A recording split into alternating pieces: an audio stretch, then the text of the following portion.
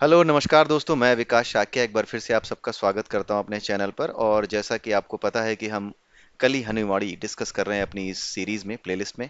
सो 4 chapter हम discuss कर चुके हैं। चौथे चैप्टर में हमने ये डिस्कस किया कि किस तरीके से जो उर्मी है, उसे एक बीमारी है जिसे मिर्गी की बीमारी हम कहते हैं, वो उसको दानव हमला कहती है। ठीक है। वो जो दानव हमला है या मिर्गी की बीमारी है, उसके बारे में पहले जो तीसरा चैप्टर था उसमें हनुमान जी ने उसको एक कहानी सुनाई जिसके माध्यम से उसे एक विशेष ज्ञान दिया समय के तारों का। उसके बाद जो है उन्होंने उसे बताया कि रूट कॉज क्या है। समय के तारों से पहले भी जो है उन्होंने उसको समझाया किस तरीके से काल आकाश के गोले में आप जो है हमारी आत्माएं तरह तरह से जो है समय के तारों पर सवार होकर के अलग अलग दृश्यों को जीती हैं। और जब उन दृश्यों को जीती हैं तभी उसे क्या कहा जाता है, आत्मा कहा जाता है। काल आकाश के गोले में कोई भी आत्मा जब प्रवेश करती है तो वो आत्मा तभी कही जाती है जब जो कि शून्य है, जो कि हमारी वास्तविक पहचान है, जब वो शून्य की पहचान किसी एक तार को पकड़ती है और जब तक उस तार को पकड़े रहती है, जब तक उस तार से उतरती नहीं है, तब तक उसे आत्मा कहा जाता है।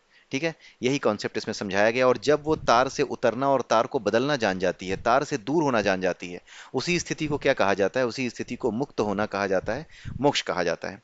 तो आइए अब हम देखते हैं मृत्यु को हराना इस चैप्टर में किस तरीके से हनुमान जी ने जो कि मिर्गी की बीमारी थी उर्मी की, उसको दूर किया। पहले तो हनुमान जी ने बताया कि किस तरीके से मिर्गी की बीमारी उसे हुई थी। एक बार मैं फिर आप लोगों के लिए दोहरा देता हूं कि उर्मी को जो मिर्गी की बीमारी थी वो इस वजह से थी इस जन्म में, क्योंकि उसकी आत्मा जो पिछले जन्म में दो भागों में बट गई थी, च 6 और च 7, आप मान सकते हैं इसको। च 6 और च 7, ये च 6 उसके साथ रह गई थी उर्मी के साथ ही, यानी कि जो पिछले जन्म में उर्मी का नाम था यानी चंद्रा, उसके साथ रह गई थी च 6। और ये च 7 उसके बेटे की जान बचाने के काम आई थी। उससे उसके बेटे का जीवन बच गया था। लेकिन चंद्रा जो कि पागल हो गई थी च 6 होने की वजह से, जब उसको स 7 जो साधु था उसकी 7 तारों वाली आत्मा मिली, ठीक है, जब साधु की 7 तारों वाली आत्मा मिली, तभी क्या हुआ, उसका जीवन एक साधारण मनुष्य जैसा हो पाया। सा 7, ठीक है, सा 7 एंड च 6 जब ये मिल गई तो सा 7 7 तारों की वजह से उर्मी फिर से नॉर्मल हो गई। ठीक है। अब एक चीज यहां पर आप ये समझिए कि अगर आपकी आत्मा 14 तारों वाली है, ठीक है, अगर आपकी आत्मा पे 14 तार हैं, तो 14 तारों के केस में 7 और 7 के बीच में जब विभाजन होता है तो ये दो स्वतंत्र आत्माएं बन सकती हैं। लेकिन अगर 14 तार नहीं है, केवल 13 तार हैं या उससे कम है, तो अगर ये 7 और 6 की आत्मा बनी है, तो ये जो 6 वाली आत्मा है ना, ये 7 वाले के साथ हमेशा जुड़ना चाहेगी। क्यों? क्योंकि ये अभी टूटने के लिए पूरी नहीं हुई थी। टूटना तभी संभव है, टूटना तभी सफल होता है दो अलग अलग आत्माओं का, अलग अलग आत्माओं के रूप में, स्वतंत्र आत्माओं के रूप में, जब 14 तार हों, जब 7 7 तारों में अलग अलग वो तोड़ी जा सके। लेकिन उर्मी के केस में या फिर पिछले जन्म में जो चंद्रा थी उसके केस में क्या हुआ कि उसके पास 13 तार थे। 13 तार की वजह से च 6 और च 7 ये दो भागों में बट गई।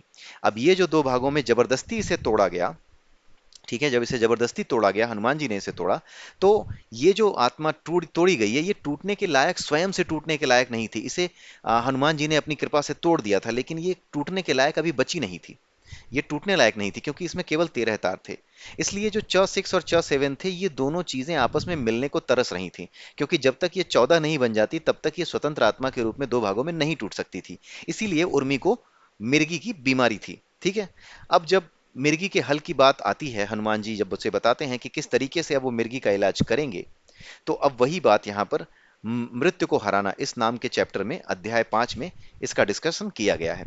ये चैप्टर हम दो पार्ट्स में डिस्कस करेंगे। आज हम देखेंगे किस तरीके से हनुमान जी ने मिर्गी की बीमारी जो कि उर्मी को थी उसकी दूर की, किस तरीके से उस बीमारी को उन्होंने दूर किया। बीमारी का कारण आपको पता है, आत्मा, जो आत्मा के दो टुकड़े हो गए थे च 6 और च 7, वो अभी हमने डिस्कस किया, उसकी वजह से बीमारी थी। अब हुआ ये कि मिर्गी का हल करने के लिए, अब जब बात हो रही थी हनुमान जी और काल के बीच में, तो हनुमान जी और काल के बीच में जब बात हुई तो काल ने बोला कि किस तरीके से आप इन आत्माओं की अदला बदली करेंगे, इलाज कैसे करेंगे। इलाज तो इसी में है, हनुमान जी ने बोला कि इलाज तो इसी में है कि जो उर्मी की आत्मा है जिसमें च 6 है, जो कि च 7 से मिलना चाहती है, जो कि अभी एक नए जन्म में उसका जो बेटा रवि के नाम से जन्म ले चुका है, उसके पास वो च 7 है। ठीक है, वहां से 7 तार जो है निकाल करके उर्मी के पास लाया जाए। तो काल ने बोला कि आप ये करेंगे कैसे, क्या आप उसे उड़ा कर लाएंगे अपनी तरह, जैसे आप संजीवनी बूटी लेने गए थे उस तरीके से उड़ा कर लाएंगे। तो हनुमान जी ने कहा कि नहीं, प्रकृति का कोई नियम नहीं तोड़ा जाएगा, किसी तरीके से किसी नियम को नहीं तोड़ा जाएगा। ठीक है। संभव तो ये है कि भाई किसी भी तरीके से इनकी आत्माओं का मिलन स्वप्न लोक में कराया जाए। स्वप्न लोक में जो आत्माओं के मिलन की बात होती है, उस कॉन्सेप्ट को यहाँ पे समझने की कोशिश आप करिएगा कि किस तरीके से आत्माओं का मिलन अगर वास्तविक जीवन में नहीं हो सकता तो आत्माएं स्वप्न लोक में कैसे मिल सकती हैं। ठीक है। और हमारे जीवन में जो अपूर्ण इच्छाएं होती हैं उन्हें हम स्वप्न लोक में कैसे जीते हैं, इसका जो डिटेल डिस्कशन है ये आगे हम डिस्कस करेंगे। लेकिन आज के इस वीडियो में हम ये छोटा सा एक डिस्क्रिप्शन हम देंगे आप लोगों को कि किस तरीके से ये जो आत्माएं होती हैं, जो हमारी आत्मा होती है, वो किसी कल्पना कर लेने पर या किसी इच्छा को अपना बना लेने पर अगर वो इच्छा पूरी नहीं हो सकती वास्तविक जीवन में, तो वो इच्छा स्वप्न लोक में पूरी होती है, यानी सपने के रूप में वो हमें दिखाई देती है। ठीक है। तो हनुमान जी ने यही बोला कि स्वप्न लोक की यात्रा द्वारा ही यह संभव है, क्योंकि स्वप्न लोक में कोई भी व्यक्ति हजारों किलोमीटर, हजारों कोस दूर बैठे व्यक्ति के साथ मिल सकता है सपने में ही। ठीक है। तो ये सारी चीज जो है हनुमान जी ने यहाँ पर बताने की कोशिश की। उससे पहले हम ये समझते हैं जो हनुमान जी ने बताया कि किस तरीके से आत्मा यात्रा करती है स्वप्न लोक की। जब हम सो जाते हैं तो सपनों में जो नींद वाली अवस्था होती है, उस अवस्था को एक उपनिषद है जिसका नाम है मांडुक्य उपनिषद। इसके बारे में भी हमारे चैनल पे एक प्लेलिस्ट अवेलेबल है मांडुक्य उपनिषद की। मांडुक्य उपनिषद में एक स्टेट बताई गई है जिसे तेजस की अवस्था कहते हैं। उस तेजस की अवस्था में व्यक्ति क्या करता है, स्वप्नों वाली नींद में होता है। उसी स्वप्नों वाली नींद में हमारी जो आत्मा है उसकी ऊर्जा स्वप्न लोक की जो ऊर्जा होती है, जहां सपने जीने के लिए लोग जाते हैं, उस लोक में हमारी आत्मा चली जाती है। ठीक है। वो स्वप्न लोक की यात्रा करती है सोने के बाद।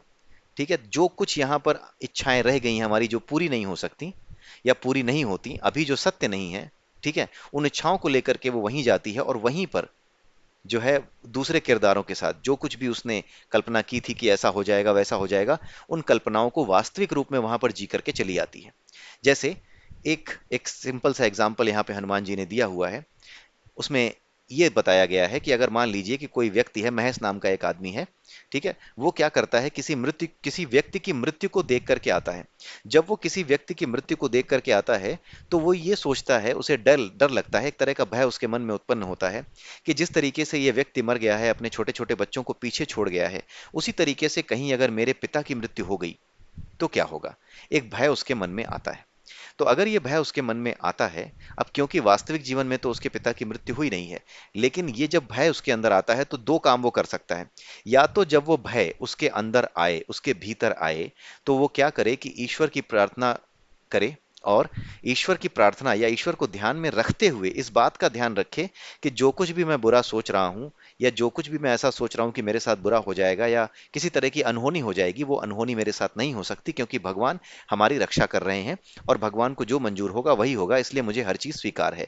तब तो सारी चीजें वहीं खत्म हो जाती हैं। लेकिन अगर वो इस तरीके से संकल्प नहीं ले पाता कि सब कुछ परमात्मा ही कर रहे हैं और उनकी मर्जी से ही सब कुछ हो रहा है, तो उस केस में वो जो इच्छा है, वो जो कल्पना है कि उसके पिता की कहीं मृत्यु ना हो जाए, वो कल्पना इच्छा बंद करके किसके ऊपर, उसकी आत्मा के ऊपर लद जाएगी। उस महेश नाम के आदमी की आत्मा के ऊपर लद जाएगी। अब क्या होगा कि अब क्योंकि ये इच्छा उस आत्मा ने ले रखी है, ओढ़ रखी है, उस इच्छा को आत्मा के ऊपर लाद दिया गया है। आत्मा स्वयं कोई इच्छा नहीं करती, लेकिन ये इच्छाएं, ये वासनाएं हम उस पर लादते चले जाते हैं, जिसकी वजह से उसका विन्यास, उसका कॉन्फ़िगरेशन ऐसा हो जाता है जो किसी न किसी जीव से या किसी न किसी भौतिक जीवन से संबंध रखता है या उस रूप में परिवर्तित होने लायक संबंध रखता है। ठीक है। हमारा जो अन्नमय कोश है वो हमारी जो पूरी की हमारा जो पूरा का पूरा जीव है, वो अन्नमय कोश ही हमारे जीव का आकार निर्धारित करता है। वही बनाता है हमारे आकार को, अन्नमय कोश। ठीक है। अन्नमय कोश, बाहर का कोश मृत्यु होने पर खत्म तो हो जाता है, लेकिन वो जो अन्न होता है ना, वो समाप्त होता है। जो भौतिक पदार्थ है वो समाप्त होता है, लेकिन जो वास्तव में अन्नमय कोश होता है ना, उस अन्नमय कोश की मशीनरी हमारे साथ जाती है। उस अन्नमय कोश की जो मशीनरी होती है, अन्नमय कोश बाहर के शरीर को कह दिया जाता है। तो इस बाहर के शरीर को कहने का अर्थ ये होता है कि ये अन्नमय कोश यानी ये पदार्थ है, ये नष्ट हुआ है, इसी को अन्नमय कोश कह दिया जाता है। अदरवाइज ये अन्नमय कोश वास्तव में क्या करता है, एक पूरी जो है एक तरीके से लेखा जोखा रखता है। ये क्या करता है, जैसी वृत्तियां होती हैं, एक तरीके से आप ये समझ जाइए कि मन को देख करके, मनोमय कोश में कैसी वासनाएं हैं, क्या है, उनको देख करके ये शरीर का निर्माण करता है। इसीलिए अगर कोई सिद्ध व्यक्ति हो, कोई योगी हो, जबरदस्त योगी हो, तो वो अपना रूप भी बदल सकता है। रूप बदलना असंभव नहीं है। अब बात यह है कि उसके लिए एक परम स्तर का योगी होना चाहिए। जो परम स्तर का योगी होगा, जो इस विज्ञान को जानता होगा कि किस तरीके से अन्नमय कोश जो है वो संपर्क साधा जा सकता है उसके साथ, और उसके साथ संपर्क साध करके किस तरीके से अन्नमय कोश किस तरह के जीव का निर्माण करता है, उसी तरीके से अपनी वृत्तियों को बदल करके वो उस तरीके के स्वरूप को धारण कर सकता है। जो मायावी राक्षस होते थे, जो पुराने समय में जिनकी बातें की जाती थी, वो इसी तरीके से अपनी वृत्तियों के कारण ही तरह तरह के रूप, कभी भेड़िया, कभी शेर, कभी कुत्ता, कभी बारस, कभी जो है कोई सियार, इस तरह के रूपों को धारण करके राक्षस तरह तरह के खेल खेला करते थे। देवता भी किसी तरीके से तरह तरह के रूप बदला करते थे। तो ये जो इच्छा होती है, इसी की वजह से हमारे शरीर का स्वरूप, हमारे आत्मा का स्वरूप जो है, आत्मा हमारे स्वरूप को उसी हिसाब से बदल बदल देती है, एक नए शरीर में ला करके खड़ा कर देती है। अगर कल्पना को रोक लिया कि प्रभु रक्षा कर रहे हैं तो कोई बात नहीं, लेकिन इच्छा आत्मा पर जब लग जाएगी तो स्वप्न में जाकर के वो उसका निराकरण करेगी, क्योंकि वास्तविक जीवन में ऐसा हो नहीं रहा और वो इच्छा उसके ऊपर लदी है, तो वो क्या करेगी, वो वास्तविक रूप में जाएगी किसके पास, वो जाएगी स्वप्न लोक में, और स्वप्न लोक में जाकर के इस इच्छा को पूरा करेगी। जब वो इस इच्छा को पूरा कर देगी तो फिर ये जो कि वास्तविक जीवन में हो सकता था, ये जो घटना वास्तविक जीवन में हो सकती थी, वो घटना स्वप्न लोक में घट गई। तो अगर ये घटना घट गई है और सपना देख करके वो व्यक्ति उठ जाता है कि कितना भयानक सपना देखा था, तो उसे ये वह सपना भयानक नहीं लगना चाहिए, उसे खुश होना चाहिए कि जो इच्छा अपूर्ण रह गई थी, या जो कल्पना इच्छा बन करके चली गई थी भीतर की कहीं कुछ बुरा ना हो जाए, वो बुरा अब स्वप्न लोक में हो चुका है। अगर वो स्वप्न लोक में हो चुका है तो अब वास्तव में ये यहाँ पर नहीं होगा, इस जगह पे नहीं होगा, वास्तविक जीवन में अब नहीं होगा। आपने एक कहावत सुनी होगी, कई बार लोग देखते हैं कि अगर किसी को सपने में, कई बार ये लोग कहते हैं कि किसी को अगर सपने में तुमने मरा हुआ देख लिया है तो आप चिंता करने की बात नहीं, उस व्यक्ति की जिंदगी बढ़ गई है, उसकी उम्र बढ़ गई है। उसका कारण यहाँ पे हनुमान जी ने समझाया हुआ है, क्योंकि अगर अपने स्वप्न में जाकर के उस इच्छा को पूरा कर लिया तो आत्मा ने अपने ऊपर लदी हुई इच्छा की वो पोटली, जो कल्पना से पैदा हुई थी कि कहीं मेरे पिता की या किसी की मृत्यु ना हो जाए, वो वहीं स्वप्न लोक में त्याग करके आ गई है, क्योंकि उसको जी करके आ गई है। आज तक आप इसको जानते रहे होंगे, लेकिन कारण आज आपको समझ में आया होगा कि शास्त्रों से किस तरीके से ये बातें निकल करके आई हैं, जिसका असली कारण भले ही आपको पता ना हो, लेकिन एक कहानी के रूप में, एक कहावत के रूप में, एक किंवदंती के रूप में ही आपने सोचा होगा कि हाँ ये चीज चलती है, ये बताई जाती है। लेकिन असल में जितनी भी बातें हमारे यहाँ कही गई हैं, जो भी किंवदंतियां आपको पता हैं, वो सब की सब एक कारण रखती हैं, उन सब के शास्त्रों में एक विशेष अर्थ है, उनके बारे में समझाया जा चुका है। तो अगर किसी की मृत्यु की कल्पना आपने की है कि कहीं मेरे भाई की, मेरे पिता की कहीं मृत्यु ना हो जाए, और उसे आपकी आत्मा ने लाद लिया है, और आप सपने में ये चीज देख भी आए कि हाँ ये मृत्यु हो गई, तो आप चिंता मत कीजिए, अब वो समस्या टल गई है, उसके बारे में ज्यादा मत सोचिए। अगर आप ज्यादा सोचेंगे तो फिर दोबारा नई कल्पनाएं जन्म लेंगी, नई कल्पनाएं जन्म जन्म लेकर के आपको फिर आपकी आत्मा को फिर स्वप्न लोक में जाकर के उनका निराकरण करना होगा। नहीं तो तब तक समस्या बनी रहेगी, खतरा बना रहेगा। क्योंकि जिस चीज की भी कल्पना आप करते हैं, आपने पहले ही समझा इस बात को कि जिस चीज की आप कल्पना करते हैं, अगर आपकी आत्मा मजबूत है, जागृत है, तो उस केस में जिसकी चल कल्पना आपने की है, देवता उस स्वप्न को, उस दृश्य को सही साबित करने में लग जाते हैं, वो आपकी इच्छा को पूरा करने में लग जाते हैं। इसलिए हमेशा ही अच्छा सोचना चाहिए, कल्पना भी अच्छी करनी चाहिए, क्योंकि कल्पना भी अगर आपने ऐसी की कि कोई मर गया, तो आपने, अगर आपकी आत्मा एक अच्छे स्तर पे आ चुकी है, तो वो बड़ी बहुत बड़ी समस्या खड़ी कर देगी। ठीक है, वो फिर देवता या जो शक्तियां हैं वो उसको पूरा करने के लिए निकल पड़ेंगी। इसीलिए अगर स्वप्न लोक में उसने जी लिया है, आपने अपना जीवन जी लिया है, तो फिर आपको ये समस्या आगे चल करके नहीं आएगी। ठीक है, आगे वो चीज आपकी सत्य साबित नहीं होने वाली। ठीक है, अब हम आते हैं उर्मी के पास। उर्मी के पास अब जिस जीवन में थे, तार कौन से, पिछले जन्म के उसके 6 तार थे और साधु के 7 तार थे। और उर्मी के जो 6 तार थे, बचे हुए 7 तार थे, वो रवि के पास थे। ये अभी की स्थिति थी, जिसको लेकर के अगला जन्म इन लोगों ने लिया। अब हुआ ये कि यह समस्या तब हल होगी जब उर्मी के 6 तार उर्मी के ही 7 तारों से, जो कि अभी रवि के पास है, मिल जाएं। अगर मिल जाएं तभी उर्मी की ये समस्या हल होगी। और रवि का क्या होगा, रवि को कुछ नहीं करेंगे, साधु के जो 7 तारों वाली आत्मा है उसको उठा करके रवि को ट्रांसफर कर देंगे। उससे क्या होगा कि उर्मी की जो 7 तारों वाली और उर्मी की 6 तारों वाली आत्मा आपस में मिल जाएंगी, तो इनकी तड़प खत्म हो जाएगी और मिर्गी की बीमारी समाप्त हो जाएगी। यही हनुमान जी ने किया था यहाँ पे। ठीक है, अब हुआ ये कि वही चीज जो अभी आपने समझा कि ये रियल वर्ल्ड में पॉसिबल नहीं था कि वास्तविक संसार में वो इसमें जो है मिल सके, इसलिए हनुमान जी ने उनको स्वप्न लोक में मिलाने का क्या किया, निर्णय किया। ठीक है, तो हनुमान जी ने क्या किया कि उर्मी के पास खड़े थे, उर्मी का दौरा अब समाप्त हो चुका था, और हनुमान जी उर्मी के पास खड़े थे और उर्मी को एक विशेष नींद की ओर वो ले गए। उसको एक विशेष विशेष नींद आ गई। नींद विशेष इसलिए कही गई है क्योंकि जो नींद उसको आई थी, उस नींद का निर्देशन हनुमान जी कर रहे थे और वो उर्मी को उसी सपने की ओर ले जा रहे थे जो सपना अक्सर वो बचपन से देखा करती थी। वो क्या सपना देखा करती थी कि उसका कोई बच्चा है। उर्मी की शादी नहीं हुई है, लेकिन बचपन से ही वो सपना देखा करती थी कि उसका एक बच्चा है जो बिछड़ गया है और उसको पाने के लिए वो रो रही है, वो खो गया है और वो रो रही है कि पता नहीं मेरा बच्चा कहाँ गया। यही सपना उसको बार बार आता था। अब स्वप्न लोक में जब हनुमान जी उसको ले गए तो इसी सपने की ओर उसको ले गए। अब उर्मी ने यही सपना देखना शुरू किया। इसी बीच हनुमान जी ने क्या किया कि वो जो लड़का रवि था, वो रवि भी क्या कर रहा था, अपने ऑफिस में बैठा था। वो एक ऐसी जगह पे था जहाँ पे नई जीवन की शुरुआत है। वो कबीलों में नहीं रह रहा था, वो आधुनिक जीवन की शुरुआत जहाँ हो चुकी थी, जैसे हमारे शहर होते हैं वहां पे रह रहा था। अपने कंप्यूटर पे बैठ के वो कुछ काम कर रहा था और उसको नींद आ गई। काम की व्यस्तता में उसको नींद आ गई। उसको कोई उपाय सूझा कि मैं अपनी समस्या हल करूं, लेकिन वो समस्या हल कर नहीं पाया। और फिर उसने सोचा कि मैं थक गया हूं, आगे चल के देखूंगा। उसको नींद आ गई। अब हनुमान जी ने उसकी भी नींद को, उसके भी स्वप्न को क्या किया, निर्देशित किया। और उसको भी वही स्वप्न आया जो कि बचपन से उसके आता आ रहा था। इसे कौन सा स्वप्न आता था? इसे एक स्वप्न ऐसा आता था जिसमें यह देखता था कि एक औरत है जो भयानक तरीके से रो रही है, बहुत ज्यादा रो रही है। बहुत ही करुणामय हो जाता था इसका हृदय उसको स्वप्न में रोते हुए देख करके। इसको ऐसा लगता था जैसे इसके रोने का कारण या इसकी समस्या का कारण मैं ही हूं, और मैं इसके लिए कुछ भी करना चाहूं लेकिन कर नहीं पाता। कर दूं इसके लिए कुछ, इसकी कोई भी समस्या उससे पूछूं और वो समस्या हल कर दूं, ऐसी स्थिति इसकी सपने में हो जाया करती थी। ये रवि के साथ बचपन से हो रहा था, जो कि किस वजह से था? जो कि उर्मी की जो 7 तारों वाली आत्मा थी उसको लेकर के अब एक नए जीवन में घुस चुका था। ठीक है। उन 7 तारों पे यात्रा करते करते तारों पे यात्रा करते करते एक पॉइंट ऐसा आता है जहां शरीर एक पीछे छूट जाता है और नया शरीर मिल जाता है। ठीक है। तो ये जो 7 तारों वाला शरीर होता है ये मनुष्यों का होता है।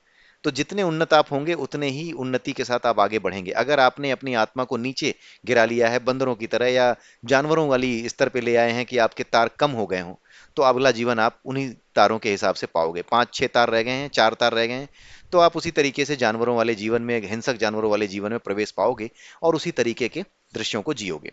ठीक है। तो रवि भी सपना देख रहा था और रवि सपने में था। उसी बीच में और उर्मी भी सपने में थी। तो उसी बीच में हनुमान जी ने उस सपने में प्रवेश किया और वहां प्रवेश करके उन्होंने दोनों को पुकारा। जब उन्होंने दोनों को पुकारा तो वो दोनों ही उस आकृति की तरफ, उस आवाज की तरफ खिंचते चले गए। और धीरे धीरे वो आवाज एक आकृति में बदल गई जो हनुमान जी की आकृति थी। बस इन दोनों को इतना ही दिखा। और इसी बीच में इनकी नींद खुल गई। जो रवि की नींद खुली तो उसने देखा कि उसके ऑफिस का साथी उसे बुला रहा है।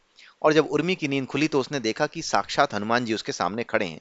उसको यकीन नहीं हो रहा था कि वाकई में हनुमान जी उसके सामने खड़े हैं। तो उसने पूछा भी कि क्या मैं सही में सपना देख रही हूँ? मेरे आराध्य हनुमान जी मेरे सामने खड़े हैं। तो हनुमान जी कहते हैं कि नहीं, तुम सपना नहीं देख रहे हो। आई एम हनुमान, मैं हनुमान ही हूं। और मैं तुम्हारे मातंगों से, जो मेरे मातंग हैं, मेरे प्रिय मातंग, उनके उनसे मिलने आया हूं मैं 41 सालों बाद। तो उर्मी ने देखा और बात सुनी तो वो उसने जो है हनुमान जी को साष्टांग प्रणाम किया। ठीक है। उर्मी ने उसके बाद उस सपने को याद करने का प्रयास किया जो अभी थोड़ी देर पहले उसे आया था, लेकिन उसको बहुत ज्यादा कुछ याद नहीं आया कि क्या उसने देखा, हनुमान जी दिखे कि नहीं दिखे, कौन दिख रहा था, ये सब उसको याद ही नहीं आ रहा था। जब हम सपना देख करके वापस लौटते हैं स्वप्न लोक से तो बहुत सारी यादें वहीं छोड़ जाते हैं। ठीक है। सपना जो देखा होता है हमें याद ही नहीं रहता। उसी तरीके से ये जीवन भी एक स्वप्न है। जब आप मर जाते हो तो आप एक नया स्वप्न देखने लगते हो। पुराने स्वप्न की, यानी इस जीवन की यादें एक स्वप्न की तरह ही समाप्त हो जाती हैं। आपको याद नहीं रहता। यही होता है। जब आप मरोगे तो आप सपने देखोगे, लेकिन आप ये बताने के लिए कि हाँ सर आप सही कह रहे थे, आप होगे नहीं। राइट, क्योंकि एक नया शरीर ले रहे होगे। आप सपने देखोगे। कभी भी आपको ऐसा लगेगा ही नहीं कि आप नहीं हो, क्योंकि आप सदैव से थे, सदैव हो और सदैव ही रहोगे। आज भी थे हो, कल भी थे और कल भी रहोगे। बस आपका अनुभव बदलता रहेगा। जैसे हम सपने देखते हैं तो हमारा अनुभव बदल जाता है। हम भूल जाते हैं कि हम क्या थे, जगते समय हम क्या थे। हम स्वप्न लोक में बड़ी अजीब अजीब चीजें कर रहे होते हैं और उसे सत्य मान रहे होते हैं। हमें याद ही नहीं रहता कि हमारा, जब देह के साथ हमारा संबंध होता है, जब हम जग रहे होते हैं, तो हमारी देह के साथ हमारा क्या संबंध होता है, वो क्या अनुभव करती है, उसके अनुभव क्या थे, वो सब भूल जाते हैं। जरा सोचिए कि इतनी सी देर में ही आप सब कुछ भूल जाते हैं, तो मरने के बाद आपको क्या, एक नए जीवन में जाने पे कुछ याद रहेगा? कुछ याद नहीं रहेगा। लेकिन आप ये याद रखिए कि मृत्यु के बाद आप निश्चित रूप से ऐसे स्वप्न देखेंगे जो कि असंबद्ध होंगे, जिनका कोई रिलेशन नहीं होगा। कभी कोई चित्र, कभी कोई चित्र। तरह तरह के चित्रों को जीने की इच्छा, जिस तरह के आप वासनाएं करते हैं, उन्हीं चित्रों की कल्पना की वजह से आप उन चित्रों को देखेंगे। ठीक है, यही होता है। ठीक है। तो उर्मी ने भी सपनों को याद करने का प्रयास किया, लेकिन उर्मी को ये सपने नहीं आए। उर्मी ने हनुमान जी को प्रणाम किया और हनुमान जी ने उसको ये शुभ समाचार सुनाया कि तुम्हारी ये जो एपिलेप्सी यानी कि जो मिर्गी की बीमारी है, ये हमेशा हमेशा के लिए सॉल्व हो गई है। ठीक है।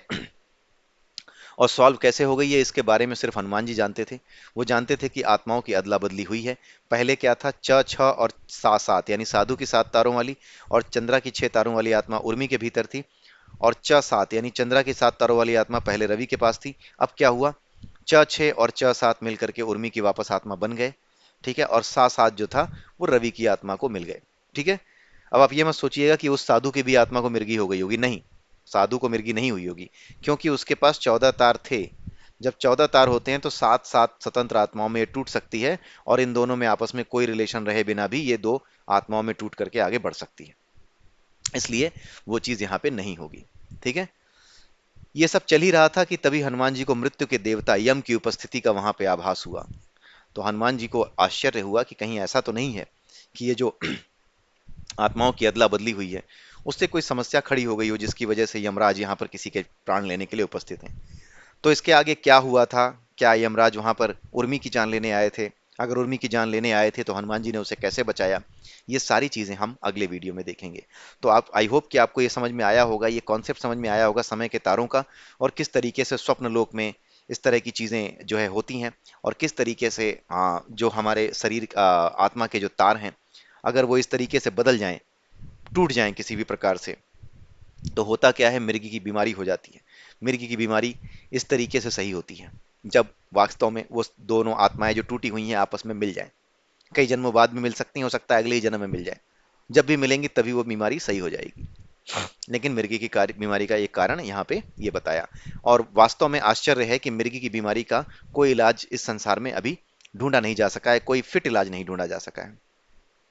ठीक है।